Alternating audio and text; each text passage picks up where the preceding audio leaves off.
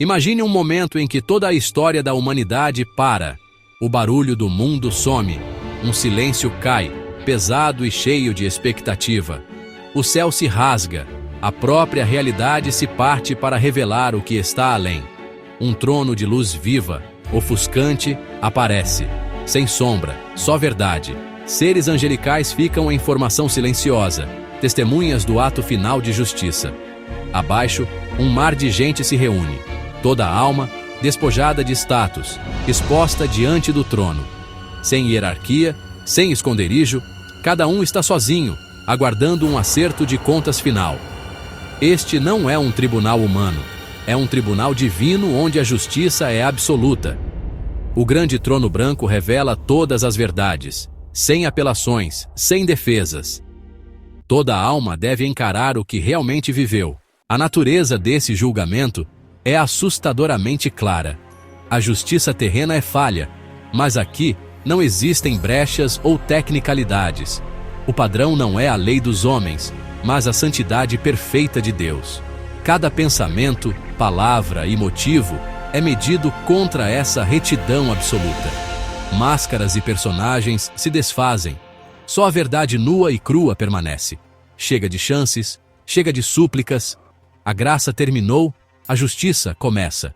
O juiz é incorruptível, imparcial e eterno. Os vereditos são finais, os destinos selados para sempre. Cada alma permanece totalmente exposta diante de um juiz que vê o coração. O tribunal final está convocado. A verdade será revelada.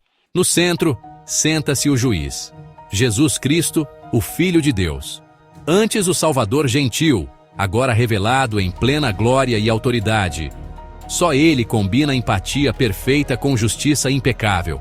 Sua autoridade é dada pelo Pai, sua sabedoria infinita. Sem júri, sem conselheiros. Seu veredito é final e irrefutável. Ele julga não por status ou aparência, mas pelo verdadeiro registro da alma. Nenhuma propina, súplica ou conexão pode influenciá-lo. Toda alma está em pé de igualdade, responsável por suas escolhas.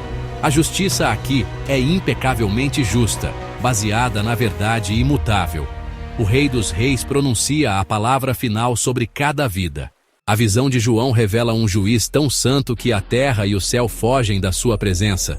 O universo se desfaz, incapaz de suportar sua majestade. A velha ordem, manchada, se dissolve diante da santidade perfeita. A face do juiz purifica toda a existência, um reset cósmico. A alma fica sozinha, sem ter onde se esconder, sem uma multidão para se misturar. Todas as defesas desaparecem. O poder que desfez o cosmos agora se concentra em cada vida. Orgulho e desculpas morrem. A sua autoridade é absoluta. O próprio universo testemunha a sua santidade suprema. Toda boca se cala, só a verdade permanece. O julgamento está marcado, apenas a alma e o seu Deus permanecem. Enquanto a criação se dissolve, uma nova realidade emerge. Livros são abertos diante do trono. São registros divinos, perfeitos e incorruptíveis, contendo cada momento de cada vida. Cada ação, palavra, pensamento e motivo é registrado com absoluta precisão. Nenhuma memória se apaga, nenhum detalhe se perde. Nada pode ser escondido ou alterado. Cada alma é confrontada com a verdade nua e crua de sua existência. Justificativas e racionalizações desmoronam diante dessas evidências. Ninguém pode contestar o registro. A consciência testifica. Toda pretensão é desfeita. Os livros revelam quem realmente fomos. Cada escolha é registrada. Os livros não mentem. O julgamento prossegue, baseado no registro infalível. Enquanto os livros de obras estão abertos, revelando a história completa de cada vida humana, outro livro, singular, é trazido à tona. Este livro é diferente. Não é um registro de feitos, mas um registro de nomes. É chamado de Livro da Vida do Cordeiro. Seu conteúdo não é um catálogo de esforços humanos, conquistas ou falhas. Em vez disso, este volume sagrado contém os nomes de todos aqueles que, durante suas vidas terrenas, depositaram sua fé em Jesus Cristo, o Cordeiro de Deus que tira o pecado do mundo. Sua presença neste julgamento final é de suma importância, pois representa a única fonte de esperança, a única reivindicação a um destino eterno diferente. É o livro divino da graça, não das obras. Os critérios para ter o nome escrito neste livro não se baseiam na perfeição moral ou na observância religiosa. Nenhuma quantidade de boas ações pode garantir um lugar em suas páginas. A única condição é a aceitação do dom gratuito de salvação de Deus pela fé em seu Filho. É um registro daqueles que se humilharam, reconheceram sua pecaminosidade e confiaram na obra consumada da cruz. Seus nomes foram inscritos não porque fossem dignos, mas porque se apegaram àquele que é digno. Este livro testifica uma transação de graça, onde a justiça de Cristo foi creditada ao crente, e seus pecados foram lavados por seu sangue. É a evidência máxima de uma vida perdoada. O contraste entre os livros de obras e o livro da vida não poderia ser mais nítido. Os livros de obras são um testemunho do esforço humano e de sua inevitável falha em atender ao padrão perfeito de Deus. São um relato detalhado do pecado, uma conta de dívida que nenhuma pessoa pode pagar por si mesma. Eles levam à condenação porque, como diz a Escritura, todos pecaram e estão destituídos da glória de Deus. O livro da vida, no entanto, é um testemunho da graça divina e de seu poder triunfante. Não lista o que fizemos por Deus, mas o que Deus, em sua infinita misericórdia, fez por nós através de Cristo. É o registro dos redimidos, o álbum de família dos filhos de Deus. A abertura deste livro singular representa o ponto de virada crítico no julgamento. Enquanto os livros de obras fornecem a base para a condenação, o livro da vida fornece a base para a isenção dessa sentença final. A pergunta decisiva para cada alma que se encontra diante do trono não será: quão bom você foi? Mas sim: seu nome está escrito aqui? Todo o destino eterno de um indivíduo depende da resposta. É a linha divisória final, a separação final entre duas eternidades. Este livro será o divisor entre a eternidade com Deus ou a separação eterna. Suas páginas guardam a chave para a comunhão eterna ou para a perda eterna. Com todos os livros abertos, as crônicas detalhadas de cada vida e o registro singular dos redimidos, o processo de julgamento atinge seu clímax.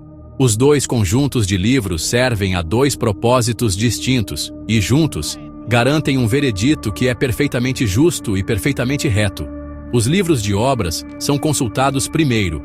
Para cada indivíduo cujo nome não é encontrado no livro da vida, esse registro detalhado se torna a base para sua sentença. Suas próprias ações, palavras e pensamentos, preservados com divina precisão, testemunham contra eles. Não pode haver alegação de ignorância ou injustiça, pois a evidência é a sua própria vida, apresentada em sua totalidade. Este julgamento também será proporcional. A Escritura implica que haverá graus de punição, correspondendo à luz que foi rejeitada e às ações que foram feitas. A vida de crueldade depravada e a vida de indiferença farisaica resultarão na separação de Deus, mas a natureza desse estado eterno refletirá a vida que foi vivida. Os livros garantem que a sentença proferida seja precisamente adaptada à vida em questão. Isso demonstra a justiça meticulosa de Deus. Mesmo na condenação, ele não é arbitrário. Cada detalhe importa, e o veredito final será uma resposta exata e justa ao registro completo da rebelião de uma pessoa contra seu Criador. Então, chega o momento crucial: a busca dentro do livro da vida do Cordeiro. Para cada alma, a pergunta final é feita: seu nome está inscrito em suas páginas? Se um nome é encontrado, os livros de obras, com sua longa e condenatória lista de falhas, são efetivamente postos de lado. Não porque os pecados ali registrados sejam falsos, mas porque foram pagos. O sangue de Cristo purificou o registro. A presença de um nome no livro da vida é a prova máxima de um perdão recebido, de uma dívida cancelada. Isso não é a negação do pecado, mas o triunfo da graça sobre o pecado. Aqueles cujos nomes estão escritos ali não são julgados por suas obras, mas são acolhidos na eternidade com base na obra perfeita de Cristo em seu favor. Para aqueles cujos nomes não são encontrados, a conclusão é inescapável e trágica. A ausência de seu nome no livro da vida confirma sua rejeição à oferta de salvação de Deus. Tendo escolhido se apoiar no mérito de suas próprias vidas, eles serão julgados por esse padrão. Os livros de obras, com seu registro impecável, fornecerão a evidência inegável de que eles ficaram aquém da perfeita santidade de Deus. O veredito não é, portanto, um ato arbitrário de uma divindade irada, mas a consequência lógica e justa de uma vida vivida separada da graça de Deus. Os dois conjuntos de livros trabalham em conjunto para proferir um julgamento que está além de qualquer apelo ou questão, selando um destino eterno. A questão então surge com um peso imenso. Quem, especificamente, compõe essa vasta multidão parada diante do grande trono branco? Quem são essas almas, pequenas e grandes, convocadas das profundezas do mar e do pó da terra, para enfrentar este julgamento final e solene? As Escrituras deixam claro que esta assembleia é composta pelos não remidos de cada época da história humana. Inclui cada indivíduo que, durante seu tempo na terra, não teve seus pecados cobertos pelo sangue expiatório de Jesus Cristo.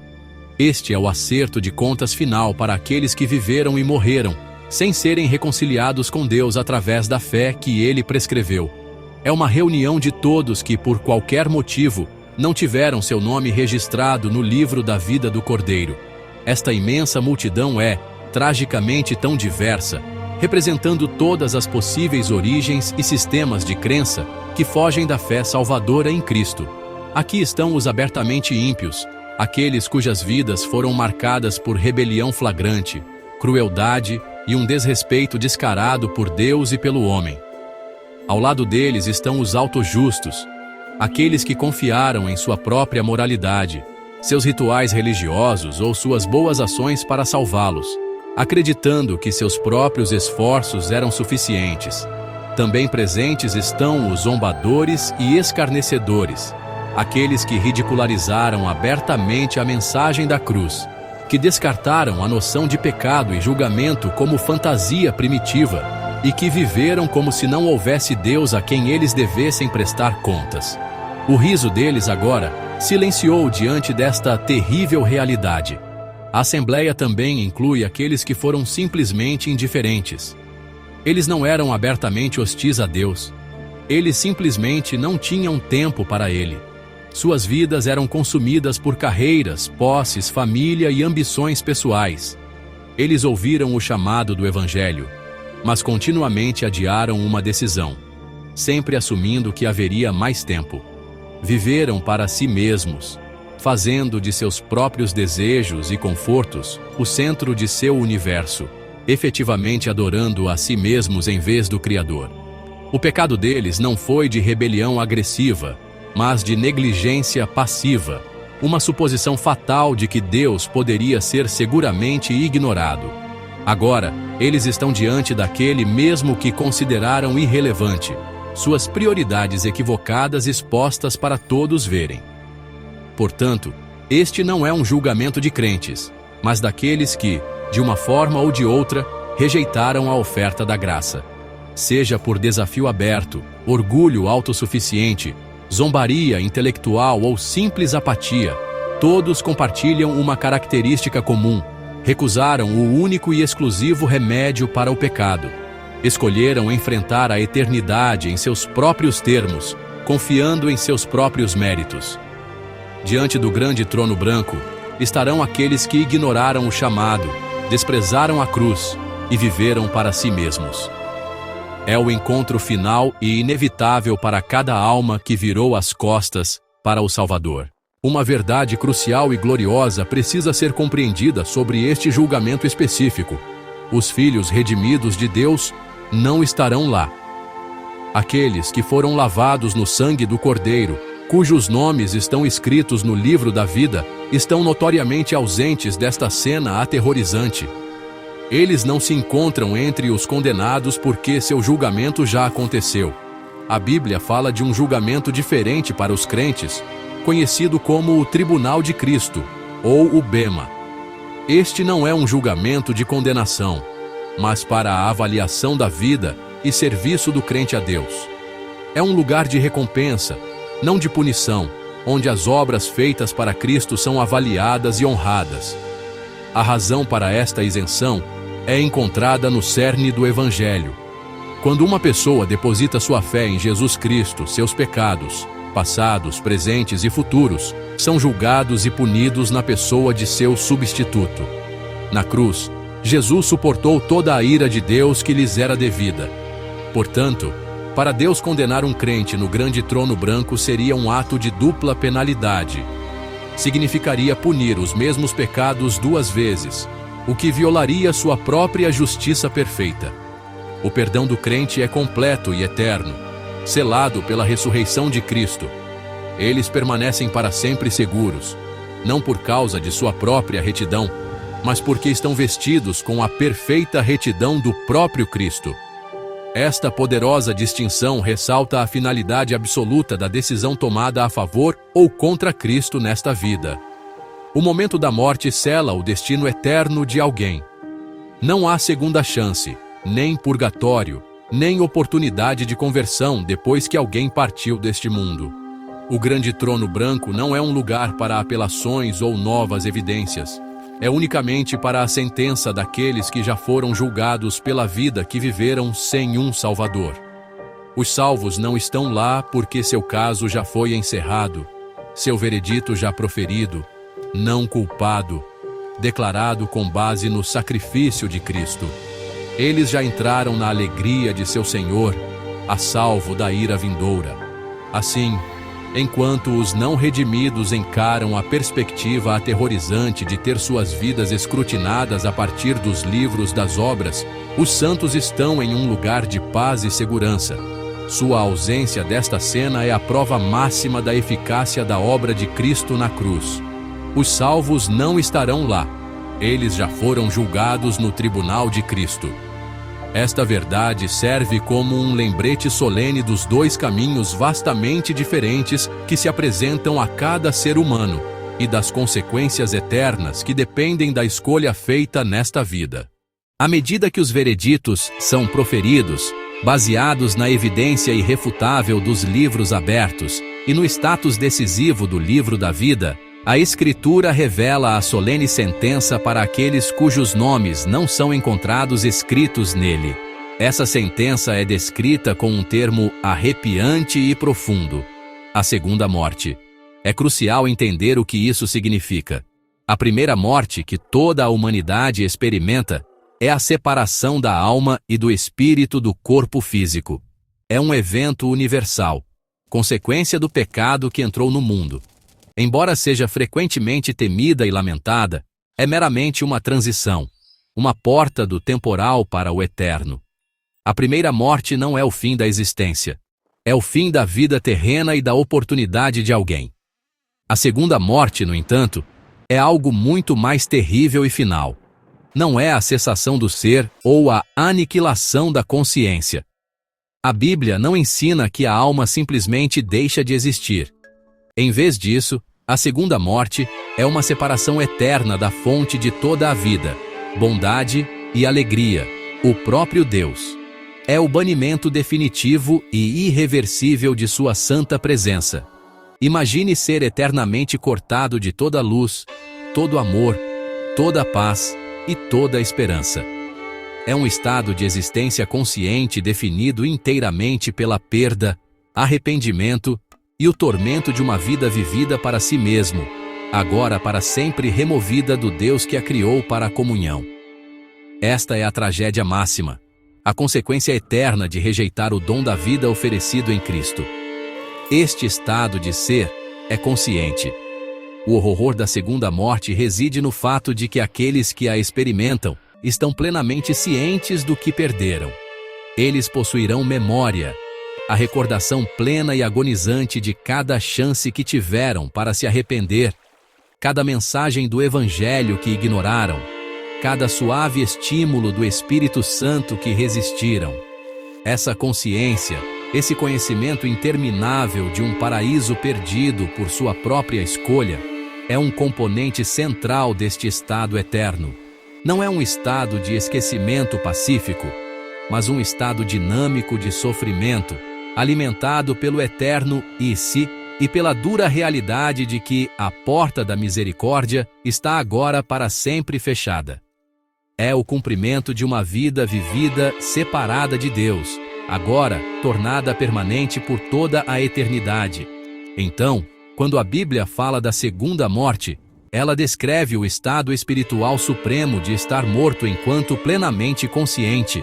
É o destino final para uma alma que escolheu permanecer em seu estado de morte espiritual, separada de Deus pelo pecado. A primeira morte é um evento físico, mas a segunda morte é uma condição espiritual e eterna. A primeira morte é física. A segunda é eterna. Não é aniquilação, é separação consciente, sem retorno. Esta é a sentença final, o resultado derradeiro para uma vida vivida em rebelião contra seu Criador. Uma separação que nunca, jamais será transposta. A Bíblia usa uma imagem terrivelmente vívida para descrever a localização e a natureza desta segunda morte. Apocalipse, capítulo 20, versículo 14, afirma: Então a morte e o Hades foram lançados no lago de fogo. Esta é a segunda morte. E o versículo 15 adiciona a consequência final: E todo aquele que não foi achado inscrito no livro da vida foi lançado no lago de fogo. Este lago de fogo é o destino final para tudo que é mau, rebelde e profano. É o lugar do castigo final não apenas para a humanidade não redimida, mas também para os últimos inimigos espirituais de Deus: Satanás, seus anjos caídos e até mesmo as forças abstratas da morte e do Hades. Ele representa a quarentena definitiva do pecado, um lugar onde o mal é contido e punido por toda a eternidade, garantindo que nunca mais possa manchar a criação de Deus. A imagem do fogo é usada em toda a Escritura para denotar o julgamento e a santidade purificadora de Deus. Ela fala de tormento, de sofrimento e de um estado permanente de angústia. Embora possamos lutar para compreender a natureza literal versus metafórica desta descrição, seu propósito é transmitir o horror absoluto de um lugar inteiramente desprovido da graça e bênção de Deus. É um lugar de tristeza inextinguível, escuridão profunda e arrependimento eterno. Seja qual for sua natureza precisa, é o lugar preparado para o diabo e seus anjos. Um destino nunca intencionado para a humanidade, mas que as pessoas escolhem ao rejeitar a única rota de fuga provida por Deus. A Escritura afirma que a morte e o Hades, os próprios conceitos de mortalidade e o lugar de espera dos mortos, são eles próprios lançados neste lago de fogo. Esta é uma declaração poderosa. Significa o fim de seu reinado. No novo céu e na nova terra que Deus criará, não haverá mais morte, nem luto, nem choro, nem dor. Ao lançar a própria morte no lago de fogo, Deus está demonstrando sua vitória final sobre cada consequência do pecado. Tudo o que está associado à velha ordem caída é consumido e contido, permitindo que uma nova criação floresça em perfeita retidão e vida eterna, sem ser perturbada pela memória ou ameaça da morte. Este ato final de julgamento, portanto, não é apenas sobre punição, mas também sobre purificação. É a remoção necessária e justa de tudo o que é antitético ao caráter santo de Deus, para que a eternidade possa prosseguir em um estado de perfeita santidade e alegria para os redimidos. A sentença é absoluta e sua execução é final. O destino de cada alma é selado com base em um único e crítico fator: e todo aquele que não foi achado inscrito no livro da vida será lançado. É a conclusão derradeira de uma vida vivida à parte da graça, um passo final e irreversível para uma eternidade de separação. A cena que se desenrola com o fim do julgamento final é de uma emoção profunda e avassaladora. Diante do grande trono branco, as incontáveis multidões, agora plenamente conscientes de seu destino eterno, reagem ao veredito que foi pronunciado. O ar, antes denso com tensão silenciosa e expectativa temerosa, agora está preenchido com o peso palpável de um destino selado. Não há mais esperança de indulto, nem chance de apelação.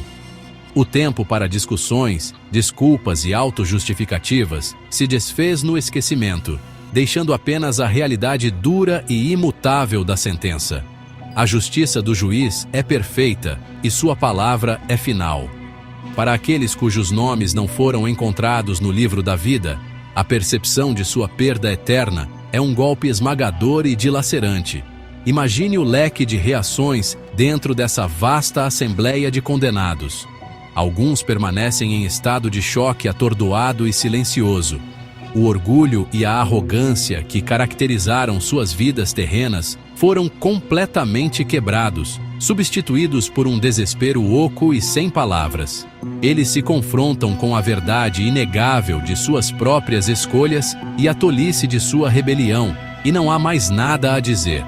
Outros são tomados por uma agonia que não pode ser contida, suas vozes se elevando em gritos de angústia e arrependimento desesperado. A compreensão plena do que foi perdido, uma eternidade de alegria, paz e comunhão com Deus, desaba sobre eles com uma força insuportável. Isso não é apenas decepção, é o tormento de uma perda cósmica irreversível e auto-infligida. Este é o momento derradeiro da verdade, onde cada alma se confronta com a vida que viveu em sua forma crua e sem adornos. Os livros foram abertos e seus conteúdos testemunharam contra eles com precisão infalível. O veredito não é um decreto arbitrário de um tirano distante. É a consequência justa e lógica de uma vida inteira dedicada a desprezar o amor e a autoridade de seu Criador. Eles escolheram ser o dono do próprio nariz, o Deus de suas próprias vidas, e o veredito simplesmente confirma sua escolha, tornando permanente a separação de Deus que eles preferiram na terra. A cena é de uma tragédia indescritível, o ápice de bilhões de escolhas individuais de viver longe da única fonte de verdadeira vida. O grande trono branco não falha. O momento não é apenas de ira divina, mas de retidão divina sendo perfeitamente cumprida. O padrão foi estabelecido, a evidência foi apresentada e o veredito foi proferido sem qualquer possibilidade de erro ou parcialidade.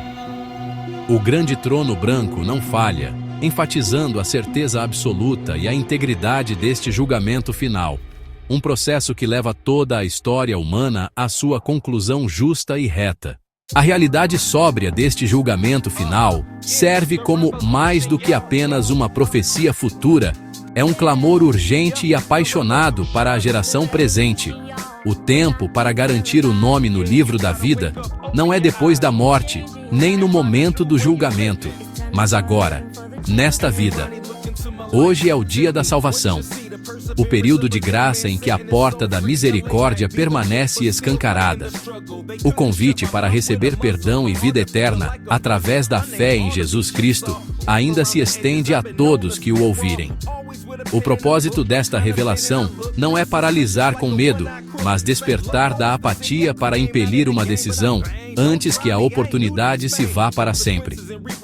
Precisamos entender que as escolhas que fazemos hoje têm reverberações eternas.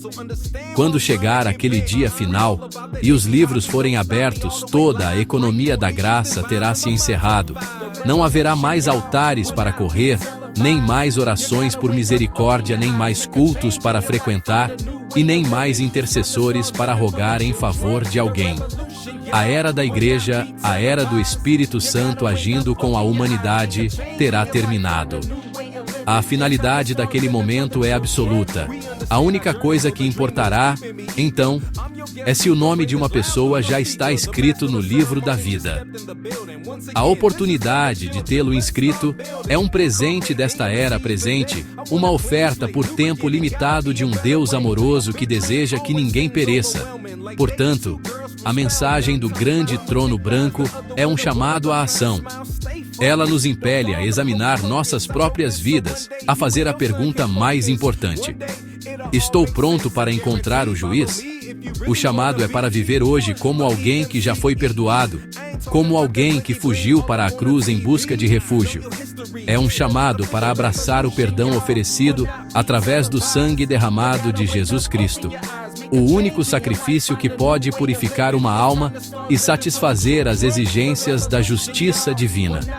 Apenas aqueles que são lavados nesse sangue, que são cobertos pela justiça de Cristo, estarão isentos de comparecer perante este terrível trono de julgamento.